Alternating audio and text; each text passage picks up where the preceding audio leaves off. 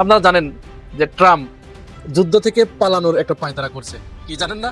হ্যাঁ, এটা কিন্তু সে নানাবিধ ছুতা খুঁজছে, বিভিন্ন জনের কাছে হাতে পায়ে ধরেছে গোপনে, এবং যাদেরকে হাতে পায়ে ধরেছে তাদেরকে আবার নিষেধ করে দিয়েছে যে খবরদার এই কথা কাউকে বলো না। বললে তার একটা, যেহেতু মরল তো, মান সম্মানের ব্যাপার, যারাই আবার একটু মরল হয়ে যায় তাদের এই এক সমস্যা, হেরে গেলেও বা কারো হাতে থাপ্পড় খেলেও তখন ওই গোপনে কানে কানে তার কাছে বলতে হয় যে খবরদার এটা কাউকে বলো না, তুমি যে আমাকে থাবড়ালে এটা কিন্তু কাউকে তুমি ওইভাবে বলো না, আমি একটু একটা হুঙ্কার দিয়ে আমি এখান থেকে বেরিয়ে যাচ্ছি, তুমি এইটুকু অন্তত আমার দিকে তাকাও, এই মান সম্মানটুকু আমাকে অন্তত রাখতে দাও। দিন যায় কথা থাকে,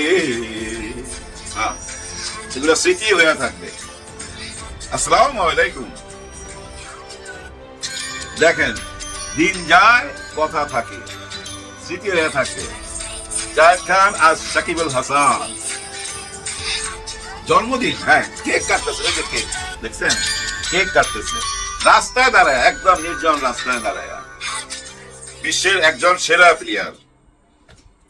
অপরাধ মুজিব কোট গায়ে দিছিল। কেন যে উনি রাজনীতি করতে আসছিল জানি না, তবে একটু খোঁজ খবর নেবার চেষ্টা করছি, কারণ আমার পুত্র জায়েদ খানের সাথে তার ভালো সম্পর্ক, খুব ভালো সম্পর্ক। একদিন পুত্ররে আমি জিজ্ঞেস করছিলাম যে ওরে জিগায়ও তো ওর কেন মুজিব কোট পরার ইচ্ছা হইলো, কি দরকার ছিল এমপি হওয়ার। পরে আমারে বলছে যে এই ব্যাপারে আলাপ হয়েছে, ও আসলে নিজের ইচ্ছায় এই রাজনীতিতে আসে নাই, জোর কইরা আনা হয়েছে, গোয়েন্দারা চাপ দিছে। কারণ আপনারা তো জানেনই ওর প্রচুর ব্যবসা আছে, প্রচুর টাকা আছে। যদি এই রাজনীতিতে না আসতো না, ওর টাকা পয়সা সব হাতায় নিয়ে চলে যাইতো, তো বিভিন্ন অ্যাঙ্গেলে বিভিন্ন মামলা টামলা দিয়া হাতায় নিয়ে যাইতো। এইসব ভয় দেখায় রাজনীতিতে আসছে। যাই হোক, তার আজকে শুভ জন্মদিন, শুভ জন্মদিন জানাইতে চাই। দেশের জন্য সাকিব আল হাসানকে দরকার আছে ভাই, দরকার নাই কাদের জানেন? এই যে আজকে জেল থেকে দেখলাম জামিন পাইতেছে ইনু, মেনন আর ওই যে মানিক, বিচারপতি মানিক, এদের নাকি জামিন হইতেছে। এরা জামিন পায় কি করবে, দেশকে কি দিবে? দেওয়ার কিচ্ছু নাই, কিন্তু সাকিব আল হাসানের দেওয়ার অনেক কিছু আছে। এখন এই যে ট্রাম্প, সে যুদ্ধ থেকে পালানোর চেষ্টা করছে এবং তার বেশ কয়েকটি হাতে পায়ে ধরা, এই তথ্যটাও দিব কার কার কার হাতে পায়ে ধরেছে এবং প্রতি উত্তরে তারা কি বলেছে সেই কথা শুনে ট্রাম্প চিন্তা করছিল যে এখান থেকে পালাবে। এরপরে ইরান সর্বশেষ একটা কাণ্ড ঘটিয়ে ফেলেছে। এই কাণ্ডটা ঘটানোর পরে মূলত ট্রাম্প এত ভয় পেয়েছে এবং ভয়ে ভীত হয়ে তার এখন এইখান থেকে পালানো ছাড়া অন্য কোনো উপায় নেই। এখন এই হিজরা ইল, সে কিন্তু আমেরিকাকে এমন ভাবে আষ্টে পৃষ্ঠে বেঁধে রেখেছে, সে বলছে যে আমার এখন এই অবস্থায় ফেলে, তুমি এত বড় মরল মানুষ, তুমি সাথে আছো বলেই তো আমি ইরানের কাছে গেছি, তাহলে তুমি এখন আমাকে ফেলে বা এই যুদ্ধ এই অবস্থায় রেখে তুমি কেন পালাবে? কিন্তু আমেরিকা তার কথায় এখন আর কর্ণপাত করছে না, কারণ ভাই তার তো বাঁচতে হবে, প্রথমে নিজে বেঁচে তারপরে বাপদাদার নাম, এটা হচ্ছে আমেরিকার নীতি। যাই হোক, কেন পালাতে চাচ্ছে তাহলে চলুন সেইটা বলি। ওদের সবচেয়ে বড় পারমাণবিক প্রকল্প যেটা, সেটা হচ্ছে ডিমোনা, ইসরায়েলের সবচেয়ে বড় পারমাণবিক প্রকল্প। ইরান কি করেছে? এই ডিমোনাতে ব্যাপক হামলা চালিয়েছে। দেখুন ইরান এখানে কত বুদ্ধিমত্তার পরিচয় দিয়েছে। এই হামলাটা চালিয়েছে কখন?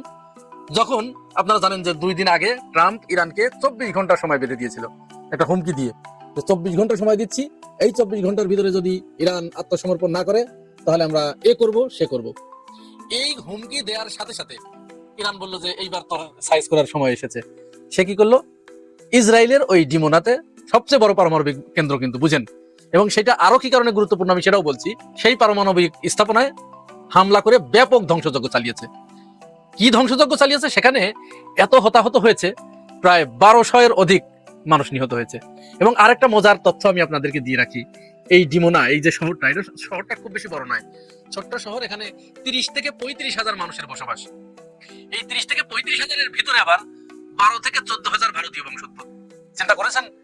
মানে এইটা ভারতীয়রা এইখানে গিয়ে, এই ডিমোনা শহরে গিয়ে তারা তাদের নিজস্ব কৃষ্টি কালচার, তাদের যে সমস্ত আচার আচরণ, যে ধর্মীয় রীতি রেওয়াজ আছে, এইগুলো তারা মেনে চলে।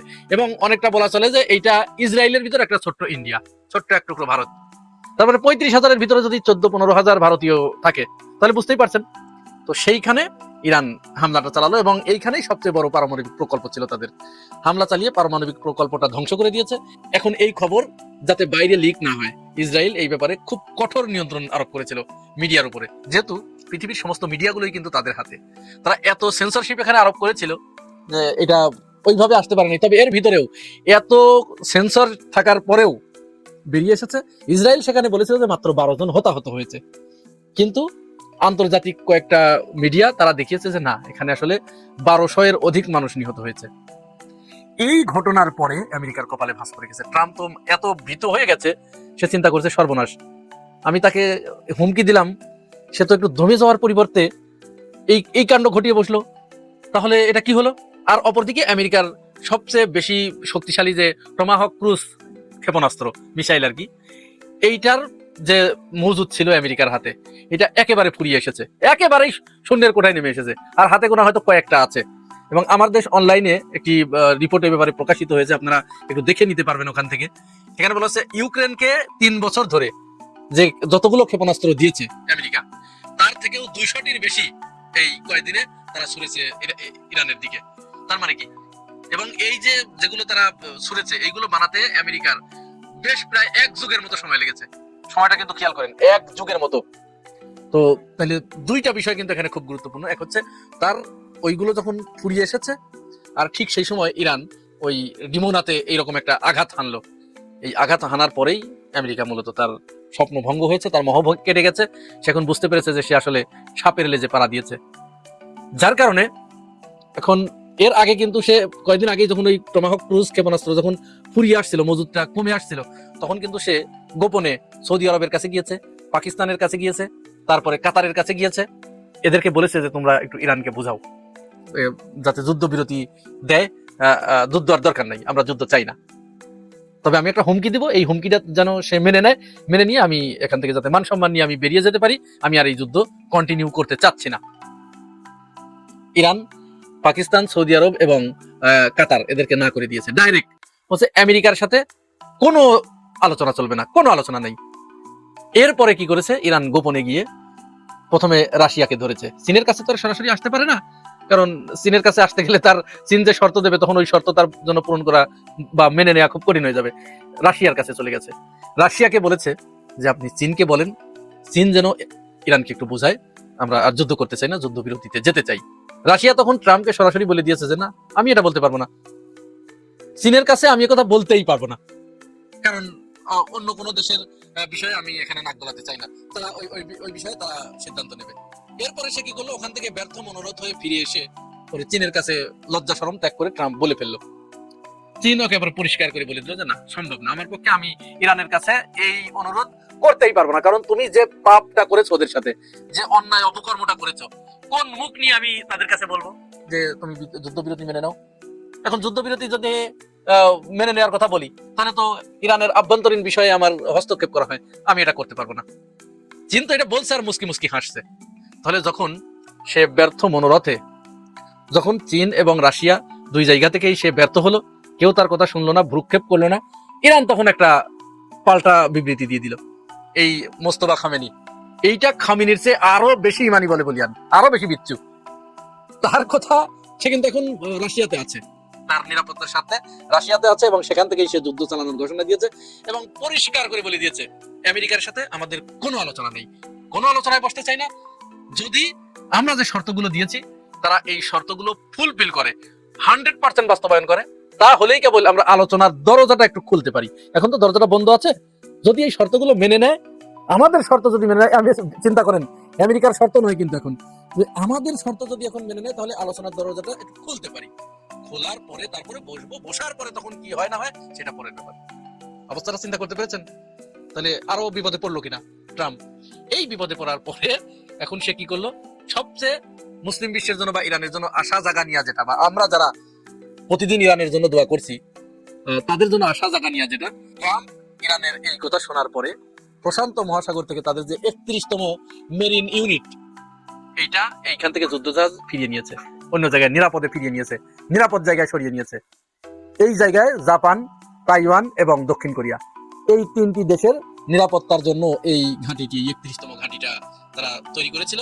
এখন যখন এটা সরিয়ে নিয়েছে, তো তখন জাপান, তাইওয়ান এবং দক্ষিণ কোরিয়ার কপালে তো ঘাম জমেছে। ট্রাম্পকে তারা এখন বলছে যে আপনি এটা কি করলেন, আমাদের সাথে কেন এরকম বিশ্বাসঘাতকতা, আপনি আমাদেরকে বিপদের মুখে ফেলে দিয়ে আপনি আপনার মেরিন ইউনিট সরিয়ে নিচ্ছেন, এটা তো হতে পারে না। এখন তো কিছু করার নাই। চীন তো এখন ওইটা দেখে বগল বাজাচ্ছে আর মুস্কি মুস্কি হাসছে যে দাঁড়াও, কত ধানে কত চাল, এবার তোমাকে বুঝিয়ে দেবো। তো এরকম একটা মুছে ফেরায় পড়েছে এখন আমেরিকা। এখান থেকে বের হয়ে আসার তার আর কোনো পথ নাই। তাকে এখন কান ধরে উঠবস করে নাকে খত দিয়ে এখান থেকে বের হয়ে আসতে হবে। আপনারা শুধু লিখে রাখেন আর অপেক্ষা করেন। আর যুদ্ধ বেশি দিন চলছে না, অল্প কয়েকদিনের ভিতরে যুদ্ধ শেষ হতে যাচ্ছে। ভিডিওটা অনেক বড় হয়ে যাচ্ছে, সুতরাং বাংলাদেশের বিষয়টা আমার মনে হয় এখানে বলা সমীচীন হবে না। পরের ভিডিওতে আমি সেটা নিয়ে আসার চেষ্টা করব। ততক্ষণ আপনারা ভালো থাকবেন, সাথে থাকবেন। আল্লাহ হাফেজ। দিন যায় কথা থাকে, হ্যাঁ এগুলো স্মৃতি হয়ে থাকবে। আসসালামু আলাইকুম। দেখেন, দিন যায় কথা থাকে, স্মৃতি হয়ে থাকবে। জায়েদ খান আর সাকিব আল হাসান জন্মদিন, হ্যাঁ কেক কাটতেছে, ওই যে কেক দেখছেন, কেক কাটতেছে রাস্তায় দাঁড়ায়, একদম নির্জন রাস্তায় দাঁড়ায়। বিশ্বের একজন সেরা প্লেয়ার। অপরাধ মুজিব কোট গায়ে দিছিল। কেন যে উনি রাজনীতি করতে আসছিল জানি না, তবে একটু খোঁজ খবর নেবার চেষ্টা করছি, কারণ আমার পুত্র জায়েদ খানের সাথে তার ভালো সম্পর্ক, খুব ভালো সম্পর্ক। একদিন পুত্ররে আমি জিজ্ঞেস করছিলাম যে ওরে জিগায়ও তো, ওর কেন মুজিব কোট পরার ইচ্ছা হইলো, কি দরকার ছিল এমপি হওয়ার। পরে আমারে বলছে যে এই ব্যাপারে আলাপ হয়েছে, ও আসলে নিজের ইচ্ছায় এই রাজনীতিতে আসে নাই, জোর কইরা আনা হয়েছে, গোয়েন্দারা চাপ দিছে। কারণ আপনারা তো জানেনই ওর প্রচুর ব্যবসা আছে, প্রচুর টাকা আছে।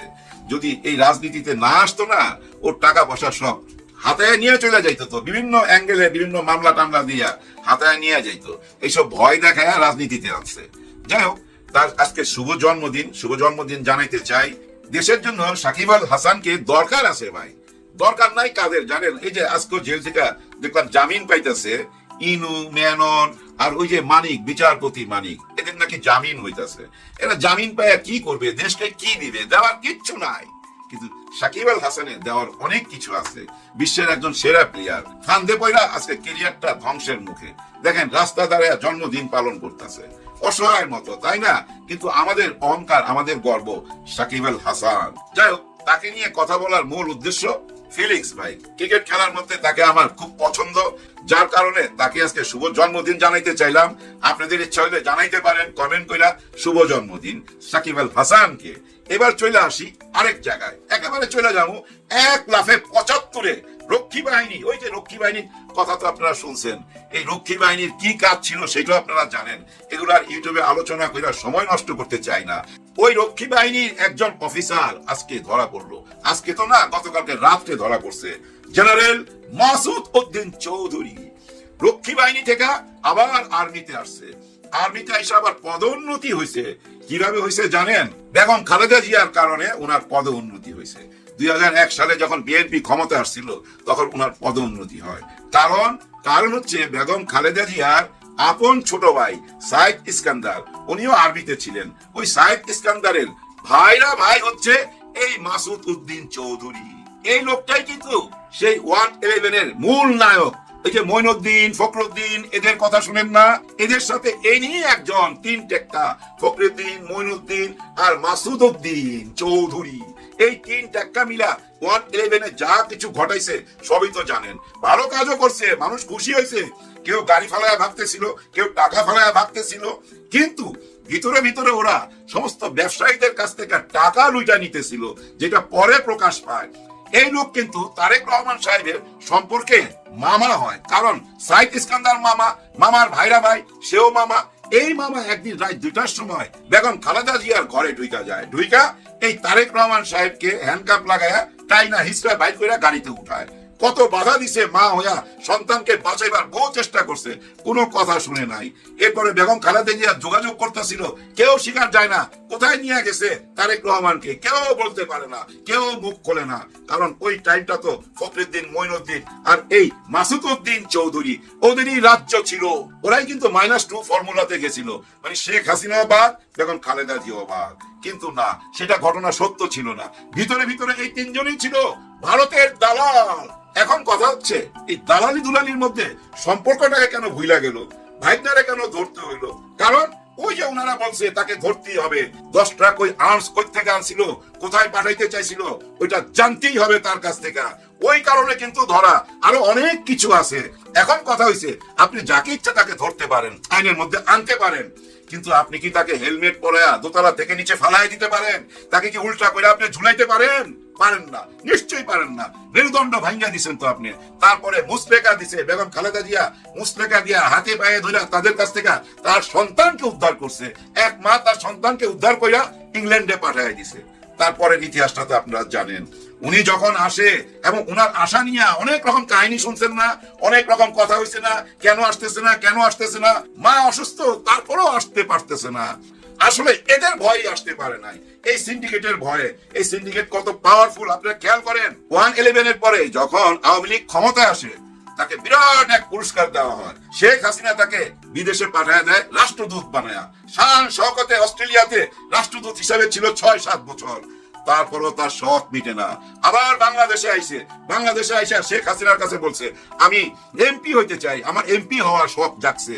তখন বলছে যে না, আওয়ামী লীগ থেকে না, তুমি কুমিল্লা 3 আসন থেকে দাঁড়াও, তবে তোমাকে লাঙ্গল মার্কা দাঁড়াইতে হবে, জাতীয় পার্টি করতে হবে। তুমি জাতীয় পার্টির মধ্যে ঢুকো, আমার হইয়া কাজ করবা। ওখানে কি কি আলাপ আলোচনা হয়, ওদের কি মোটিভ আছে না আছে সব আমাকে জানাইবা। আমি ওইখান থেকে তোমার পাশ করাই দিতেছি। ঠিকই পাশ কইরা এই সংসদে চলে গেছে জাতীয় পার্টির নেতা হিসাবে।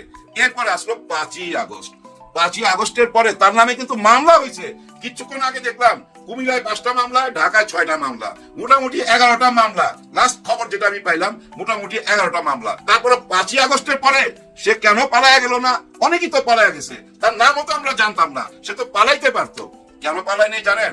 ওই যে একটা সিন্ডিকেট আছে, তাকে কথা দিছে, স্যার আপনার গায়ে ফুলের টোকা দিতে পারবে না কেউ, আমরা আছি না, আমরা তো আছি, এরকম কোন সাহস দিছে।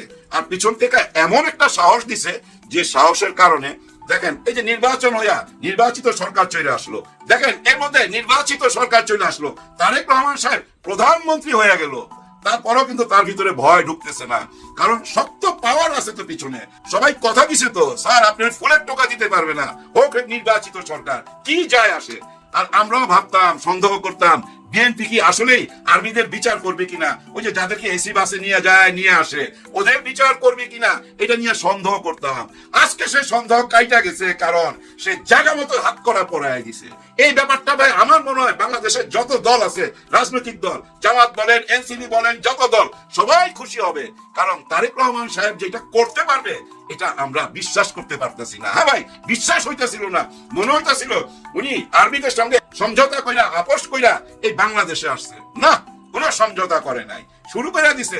আই হ্যাভ এ প্ল্যান বলছে না, ওই প্ল্যানের অংশ কিন্তু এটা। এখন আপনি বলতে পারেন ভাই আপনি এত খুশি হইতেছেন কেন? খুশি হইতেছি একটি কারণে, গত 54 বছরে তো এরকম ঘটনা দেখি নাই। অনেককেই জেলে যাইতে দেখছি ভাই, অনেককেই জেলে যাইতে দেখছি, কিন্তু আর্মিদের জেলে যাইতে দেখছেন দেখি নাই। আর্মিদের কর্মকাণ্ড নিয়ে যে তাজুল ইসলাম আইসা বলতো না, আন্তর্জাতিক বিচার ট্রাইব্যুনালের prosecutor, chief prosecutor Tajul Islam বলতো না, ওই যে জিয়াউদ্দিন নৌকাতে কইরা নিয়ে যায়, এখানে গান ঠেকায়া, হাত ঠেকায়া, গরম রক্তের স্বাদ নিত। এইসব সত্য তো তুইলা ধরছে, তাই না? তুইলা ধরার কারণেই কিন্তু ওইখান থেকে আউট হয়ে গেল। আমরা এটাই মনে করতেছিলাম, হায় হায় এখন কি আর বিচার হবে? এখন আমরা বিশ্বাস করি বিচার হবে। হ্যাঁ, বিচার হবে। এই মাসুদকে যখন ধৈরা ফেলাইছে, হ্যাঁ মাসুদরা কোনোদিন ভালো হইতে পারলো না। এই মাসুদ উদ্দিনকে যখন ধৈরা ফেলাইছে তখন কিন্তু আর অবিশ্বাস করার কোনো সুযোগ নাই। এই মুহূর্তে আছে ডিবি অফিসে, আজকে আদালতে নেওয়ার কথা। আদালত থেকে নিশ্চয়ই রিমান্ডে আসবে, আর রিমান্ডে আসার পর তার সাথে কি আচরণ করা উচিত এটা আপনারা মনে মনে ভাইবা নেন, কি আচরণটা করা হবে। ভাই ঠিকই আছে, কারণ কি জানেন, এই ধরনের বিচার যদি না হয়, অর্থাৎ সে যেই হোক না কেন, হইতে পারে সে আর্মির জেনারেল, হইতে পারে সে বড় পুলিশ অফিসার, হইতে পারে র্যাব অফিসার, তাতে কি যায় আসে? অন্যায় করলে তো বিচার হইতেই হবে। আর ওই বিচারটা শুরু হইলো। হ্যাঁ, দেখতে ভালো লাগছে ভাই। এই জেনারেল মাসুদের বিচার হওয়া মানে কি জানেন? সবাই বিচার হবে, সে যেই হোক না কেন তার বিচার হইতে হবে। বিচারের সংস্কৃতি যদি চালু না করা হয় তাহলে দেশ কোনোদিনই ভাই নিজের লাইনে আসবে না, সঠিক পথে আসবে না। এটা তো সবাই জানেন। কেউ বিচারের ঊর্ধ্বে না, এটাই তো প্রমাণ করতে হবে তারেক রহমান সাহেবকে। হ্যাঁ, তারেক রহমান সাহেব যেভাবে বিচার কার্য চালু করে দিয়ে গেছে, আন্তর্জাতিক বিচার ট্রাইব্যুনালের বিচার যেভাবে চলতেছিল সেই গতিতেই চলতে হবে। যারা এসি বাসে করে আসতেছিল তাদেরও বিচার হইতে হবে। এই জেনারেল মাসুদেরও বিচার হইতে হবে। ও একা না, ওর সাথে আরো অনেকেই ছিল। ওর কাছ থেকে রিমাইন্ডে ওই নামগুলো টাইনা বাইর করতে হবে, তাদেরকে বিচারের আওতায় আনতে হবে। সবাই বিচারের আওতায় আনতে হবে। অন্যায় করলে ছাড় দেওয়া যাবে না, তাহলে দেশটা সুন্দর পথে যাবে এবং সারা বাংলাদেশের মানুষের বিশ্বাস পাবেন। আর দোয়া পাবেন কখন? যখন আপনি জুলাই সনদপত্রের ঘোষণা দিবেন, বৈধতা দিবেন, তখনই কিন্তু দোয়াটাও আসবে। এখন আপনাকে মন থেকে পছন্দ করতেছে। যদি দেশের মানুষের দোয়া চান, তাইলে জুলাই সনদপত্রের স্বীকৃতি দেন, 24কে স্বীকৃতি দেন এবং সমস্ত অপরাধীর বিচার করবেন। আর যারা অপরাধ করে নাই তাদেরকে মুক্ত করে দেন। প্রতিহিংসার রাজনীতিতে যায়েন না, তবে এর বিচার করতে হবে। মেরুদণ্ড ভাঙার হিসাব তার কাছ থেকে নিতেই হবে। এই জুলুমের বিচার হইতে হবে। আর নিরপরাধ যারা, তাদেরকে ক্ষমা ঘোষণা কইরা দেশে ফিরে আনতে হবে। ভাই, অনেকে বিদেশে রয়ে গেছে, যেমন আমাদের সাকিব আল হাসান, ওকে দেশে ফিরে আনেন। খেলার মাঠে দেখতে চাই বিশ্বের সেরা প্লেয়ারকে, আর আমাদের দেশের রাজনীতিবিদদেরকে আমরা রাজনীতির মাঠে দেখতে চাই। জুলাই সনদপত্র যতক্ষণ আদায় না হবে, ততক্ষণই ভাই ওই এক দাবি নিয়ে আগে যাইতে হবে। তবে আমার বিশ্বাস বিএনপি সরকার সমস্ত দাবি মেনে নিবে। সবার জন্য সবাই দোয়া করবেন। আল্লাহ হাফেজ। আসসালামু আলাইকুম। একটা সত্য ঘটনা বলি, একটু ধৈর্য ধরে শুনেন ভাই। আমি একদিন উত্তরায় গেলাম, 12 নম্বর সেক্টর মানে যেটা ওই যে খালপাড় বলে, ওই খালপাড়ের আশেপাশে ওই আমাদের এক সিনেমার আর্টিস্ট থাকতো, তার বাসায় গেলাম। আমি থাকি তখন ইন্দিরা রোডে। তখন এই 12 নম্বর সেক্টর মানে কিছুই হয়নি, মানে জাস্ট কনস্ট্রাকশন হচ্ছে, রাস্তাঘাট বড় করা হচ্ছে, গাড়ি রাখতে হয়েছে জমজম টয়ের একটু পরে যেয়ে, তারপর হাইটা যাইতে হয়েছে, আবার 12 নম্বর সেক্টরে ঢুকতে হয়েছে। ওই রাস্তাগুলো তখন খনন হচ্ছে, এরপরে হলো খালপাড়টা। তো ওইখানে একটা জায়গায় দিয়ে অনেকগুলো লোক দাঁড়ায় আছে, একটা ভিড়, মানে কেউ মারা গেলে বা কোনো একটা বড় গ্যাঞ্জাম হলে মানুষের একটা ক্রাউড হয় না, কিন্তু কেউ ফিস কোনো চিৎকার নাই। আমি কিউরিয়াস হয়ে পাশে গেলাম, যাই দেখলাম লোকগুলো দাঁড়ায় দাঁড়ায় একটু নিচের দিকে তাকায় আছে, ডোবার মধ্যে। মানে ওইখানে এক জায়গায় যে খনন করছে রাস্তা, একটা জায়গায় গর্ত ছিল, ওর মধ্যে টাকা পড়ে রয়েছে, 500 টাকা, 100 টাকার নোট, 50 টাকার নোট দেখি নেই, মানে ওইটা যে পড়ে রয়েছে, এবং কাদামাটি মাখা বেশ কিছু টাকা। আন্দাজ করে যদি বলতে পারি তাহলে না হলো 50 লাখ 60 লাখ টাকা হবে, কিন্তু কেউ ধরতেছে না। লোকজন খালি দেখতেছে, কিন্তু কেউ টাচ করতেছে না। তাই বললাম, ভাই এই টাকা কার? বলে জানি না, কেন জানি ভালাই হয়ে গেছে। তবে নেন না কেন আপনারা? আপনি নেন বলে আমি নিব কেন? আমালে কোন কেলে মিয়া? তো জানেন চারিদিকে টিকটিকি ঘুরতেছে, এই টাকা ধরে পরে কি ছেলে যাবো নাকি? কেউ টাকাগুলো ধরলো না, টাকাগুলো পড়ে রইল। তারপরে কিছুক্ষণ পর পুলিশ আসলো, আইসা ওই বক্সটার থেকে কাদা মাখার টাকাগুলো নিয়ে পুলিশ ভ্যানে করে চলে গেল। এই গল্পটা হলো 2007-এর 1/11-এর সময়। কেন এই গল্পটা বললাম? যে কি ভয়াবহ পরিস্থিতি বাংলাদেশের ছিল। আপনি একটু চোখ বুঝে চিন্তা করেন যে লক্ষ লক্ষ টাকা রাস্তায় পড়ে রয়েছে, মানুষ দেখতেছে, ছুঁইতেছে না কেউ। পরে শুনলাম এই যে লোকগুলো ছিল, ওর মধ্যে টিকটিকি লাগানো আছে, যে ধরবো তাহলেও ধরবো। এরকম একটা ভয়াবহ পরিস্থিতি ছিল 1/11। সেই 1/11-এর নাচের গুরু মাসুদ কোন খাইছে, লেফটেন্যান্ট জেনারেল অবসরপ্রাপ্ত মাসুদ উদ্দিন চৌধুরী। হ্যাঁ, মাসুদ উদ্দিন চৌধুরী। তিনটা উদ্দিন আছিল নাম করা, একটা হলো মাসুদ উদ্দিন, একটা হলো মাইনুদ্দিন, আর একটা হলো ফখরুদ্দিন। এই 3 উদ্দিনের দেশ ছিল তখন 1/11। আপনারা এই জমানার মানুষ বোধহয় মনেও নেই, আপনারা তখন ছোট ছিলেন যারা এখন এই ভিডিও দেখেন। আমাদের বয়সী বা আমাদের একটু কম বয়সী মানুষ সেই ভয়াল দিনগুলো দেখছে। ভাই কেমন ভয়াল ছিল জানেন? তখন জয়দেবপুরের এসপি ছিল আমার এক আত্মীয়। তো আমার এক বন্ধুর আপনার বোট বাজারে একটা ফ্যাক্টরি আছে, তার কাছে চাঁদা চাইতেছে, অনেক টাকা চাঁদা চাইতেছে। আমাকে বললো যে স্বপন, এসপি সাহেব তো তোমার আত্মীয় হয়, তো যাইবা মানে নিয়া। তাই নিয়ে গেছিলাম। এসপি সাহেব বললো, মা পৌঁছাইলাম, দুবাও ছিলাম, তাই আমি কোনো হেল্প করতে পারবো না, এটা টোটাল আর্মিদের ব্যাপার। এই আর্মির মহানায়ক ছিল এই মাসুদ উদ্দিন। কি অত্যাচারটা যে করছে ভাই, আপনারা তো ভাবতে পারবেন। এই 2টা গল্প শুনে কিছু কাজ করতে পারছেন। আর সবচেয়ে বেশি অত্যাচার হয়েছে তখন শারীরিক ভাবে আমাদের বর্তমান প্রধানমন্ত্রী তারেক রহমান। 24 ঘন্টার মধ্যে 18 ঘন্টা তাকে পেটানো হইতো, জানেন আপনারা? উপর থেকে ফালাই দিত, আবার তুলতো, আবার ফালাই দিত, পিছনে হাত এইভাবে বাইন্দা তারপর তারা পিটাইছে সারা রাত। কোমর ভাঙিয়ে দিছে, তার স্পাইনাল কর্ডের 5 ও 6 ভাঙা। এই সময় খালেদা ম্যাডাম অনেক কষ্ট করে, অনেক কম্প্রোমাইজ করে, কারণ সন্তান তো ভাই, যার সন্তান সে বুঝে, তার সন্তানকে এদের কাছ থেকে কোন রকম রক্ষা করে হুইল চেয়ারে ইংল্যান্ড পাঠিয়ে দিয়েছিল। সেই হুইল চেয়ারের ইংল্যান্ডের সেই নির্যাতিত মানুষটি আজকে বাংলাদেশের প্রধানমন্ত্রী। একবার ভাবা যায়? এখন প্রশ্ন আসতেছে, কেন মাসুদ উদ্দিন তারেক রহমানের সাথে এমনটি করলো? এই আলোচনা অনেক বড়, অনেক লম্বা, অনেক গভীর, সেখানে গেলাম না। আপনারা তো এইটা এতক্ষণে শুনে ফেলছেন যে মাসুদ উদ্দিন কিন্তু সম্পর্কে তারেকের মামা হয়, মানে তারেকের আপন মামা, সাইদ ইস্কান্দারের আপন ভাইরা, আত্মীয়র মধ্যে। নিজের লোক যে বেইমান হয় এর বড় প্রমাণ হলো এই মাসুদউদ্দিন আর একটা হলো মঈনুদ্দিন। মঈনুদ্দিনকে 13 জনকে ডিঙ্গে দেয় না খালেদা ম্যাডাম, তখন সেনা প্রধান বানাইছে, তার প্রতিদান সেটা দিয়ে গেছে। অনেকেই বলে যে এটা ওদের একটা প্ল্যান ছিল -2, আসলে তো -2 ছিল না, আসলে ছিল -1 বা -2 শুরু করছিল, পরে এটা -1 হয়ে গেছে, মানে বিএনপিকে মাইনাস করা হয়েছে। সেই মাসুদউদ্দিন অ্যারেস্ট হয়েছে, এই খবর সবাই জানেন। ওনার সম্পর্কে আর নতুন করে কিছু বলার নাই, উনি তো রয়ে গেছেন দেশে। সেই মঈনুদ্দিন ফখরুদ্দিন কিন্তু ভাইগা গেছে, এখনো বিদেশে আছে, আমেরিকা না কানাডাতে আছে। মাসুদউদ্দিন বহাল তবিয়তে ছিলেন, শেখ হাসিনা তাকে অস্ট্রেলিয়ার হাই কমিশনার বানিয়েছিল, দীর্ঘ 6 বছর সে ফেলেছিলেন। তারপর দেশে আসছেন, দেশে এসে ব্যবসা করতেছেন বহাল তবিয়তে। এত ঝড় তুফান গেল, ইউনূস সরকার গেল, কেউ তার টিকিটারও ধরতে পারলো না। তাহলে মামলা কিন্তু ছিল অনেক, এবং অনেকদিন থেকে মামলাগুলো আছে, দুদকের মামলা আছে, অর্থ পাচারের মামলা আছে, মানব পাচারের মামলা আছে, ফেরিতে মামলা আছে, কুমিল্লায় মামলা আছে, দুদকে মামলা আছে, কিন্তু অ্যারেস্ট করে নাই। এখন প্রশ্ন আসতেছে সবার কাছে যে তাহলে কি তারেক রহমান তার রিভেঞ্জ দিচ্ছে?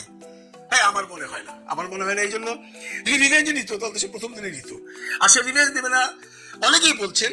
এর বড় কারণ হলো ওনার আম্মা, মানে দেশনেত্রী খালেদা জিয়া বলে গেছেন, একটা সময় বলছিলেন, কি বলছিলেন আমি সেটা আপনাদেরকে পড়ে শোনাই। উনি 21শে অক্টোবর 2013-তে বিকাল 4:20 একটা স্টেটমেন্ট দিছিল bdnews24.com-এ। সেখানে উনি বলছিলেন, আমি প্রতিহিংসা মেটাবার জন্য কোনো সময় ব্যয় করব না। ব্যর্থহীন কণ্ঠে আমি ঘোষণা করছি, যারা আমার ও আমার পরিবারের সদস্যদের বিরুদ্ধে অতীতে নানা রকম অন্যায় অবিচার করেছেন, ব্যক্তিগত আক্রমণ করেছেন এবং এখনো করে চলেছেন, আমি তাদের প্রতি ক্ষমা ঘোষণা করছি।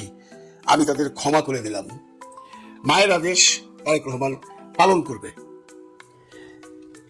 আমি এটা এই জন্য বললাম যে এখন অনেকের মনে প্রশ্ন যে মাসুদউদ্দিন তো সেই যে 111-এর সময় এত কিছু করছে, তারেক রহমানকে এইভাবে অত্যাচার করছে, সেই তারেক রহমান এখন বাংলাদেশের প্রধানমন্ত্রী, ওনাকে সেই মামলায় দেয় না কেন? যিনি বলছেন তাকে আমি রিকোয়েস্ট করছি, আপনি একটা মামলা করেন না মাসুদউদ্দিন সম্পর্কে, এই 111 নিয়ে করেন নাই তো কেউ? তাকে অ্যারেস্ট করা হয়েছে মানব পাচারের মামলায়, ওইটা মামলা হয়েছে, কিন্তু 111 নিয়ে কেউ মামলা করে নাই। এর জন্য সরকার 111 নিয়ে তাকে অ্যারেস্ট করতে পারে না, এবং এতদিন করেও নাই। এখন অ্যারেস্ট হওয়ার পর ডিবি প্রধান পরিষ্কারভাবে বলছেন, তাকে যখন সাংবাদিকরা প্রশ্ন করছেন যে ওনার তো 111 অনেক কুকর্ম আছে, সেগুলো বিচার হবে না, ডিবি প্রধান তখন বলছে কেউ যদি মামলা করে, কেউ যদি বিচার দেয়, অবশ্যই আমরা খতিয়ে দেখবো। তাহলে কেউ মামলা দিবে না? দিবে। বিএনপি কেউ না কেউ মাসুদউদ্দিন সম্পর্কে মামলা দিবে, তারেক রহমান না দিলেও তাকে কেউ ক্ষমা করবে না। তারেক রহমান তো হিংসা রাজনীতি করবে না, এটা বোঝা যায়। তাহলে তো উনি আইসাই করতো এটা, তাই না? উনি ক্ষমতা রয়েছে প্রায় 1 মাস, এতদিন পরে কেন? হ্যাঁ, এখন অনেকেই বলতেছে যে যেভাবে তাকে অ্যারেস্ট করা হয়েছে তার জিওএইচএস এর বাড়ি থেকে, সেইটা তারেক রহমান সাহেবের হুকুম ছাড়া সম্ভব না। সেটা হইতে পারে। তারেক রহমান সাহেব তো জিজ্ঞাসা করছে, স্যার ওনার নামে এতগুলো মামলা আছে, ওনারা কি আমরা অ্যারেস্ট করতে পারি? ও তো বলছে, ভাই তোমাদের আইনের মধ্যে চলো। তারেক রহমান কিন্তু বলে নাই যে হ্যাঁ ওরে ধরো, ও আমার অত্যাচার করছিল, ওরে ধরো। বলে নাই, বলতেও হবে না। কিন্তু এটা বলার জন্য অনেক শুভাকাঙ্ক্ষী আছে তারেক রহমানের পিছনে, যারা চায় এই অত্যাচারের বিচার হোক। কারণ ভাই আপনি যে দলই করেন, তারেক রহমান যদি কোনো অন্যায় তখন করে থাকে, সে যদি কোনো রকম অপকর্ম করে থাকে, দুর্নীতি করে থাকে, বিচার হবে। তাকে এইভাবে নিয়ে আপনারা অমানসিক অত্যাচার করতে পারেন না, এটা কোনো সভ্য সমাজে হয় না। কিরকম ভাবে অত্যাচার করছে সবাই দেখছেন টুকটাক, আপনারা দেখছেন ছবিতে, না? যার উপর দিয়ে গেছে তার কথা চিন্তা করেন। আমি এই জন্যই ভাবি মাঝে মধ্যে যে আপনার ক্রিয়াকর্মের ফল আল্লাহ তাআলা আপনাকে এই দুনিয়াতেই দিয়ে যাবে। যে তারেক রহমান যখন হুইল চেয়ারে বসে লন্ডনে যায়, জীবনেও ভাবে নাই উনি আবার এই দেশের প্রধানমন্ত্রী হয়ে ফেরত আসবেন। বা যে মাসুদউদ্দিন চৌধুরী অস্ট্রেলিয়ার মধ্যে হাই কমিশনার ছিল, কোটি কোটি টাকার মালিক, এত কিছু করছে, তার অবস্থাটা দেখছেন আজকে কিভাবে নিয়ে গেছে তারা। কি লাভ এই শক্তি দেখায়া? কি লাভ এই ক্ষমতা দেখায়া? সব ক্ষমতা ধূলিসাৎ হয়ে গেছে। মাসুদ সাহেব, আপনি যে কত অত্যাচার করছেন মানুষের কাছে, সমস্ত মানুষের হাহাকার আজকে আপনার উপরে আছে। এখন আল্লাহর হুকুম থেকে এসে আজকে আপনি একটা সামান্য মানব পাচারের মামলায় অ্যারেস্ট হয়েছেন। ভাইবেন না, বা অন্যরা কেউ এইটা ভাইবেন না যে মামলা হয়েছে মানব পাচার, বের হয়ে যাব, এরপরেও মামলা হবে। মামলা করার মানুষ আছে। মাসুদউদ্দিন সম্বন্ধে যদি মামলা করতে হয়, বাংলাদেশে 5000 মামলা দেওয়া যাবে, কেউ দেয় নাই এতদিন। তারেক রহমান সাহেবের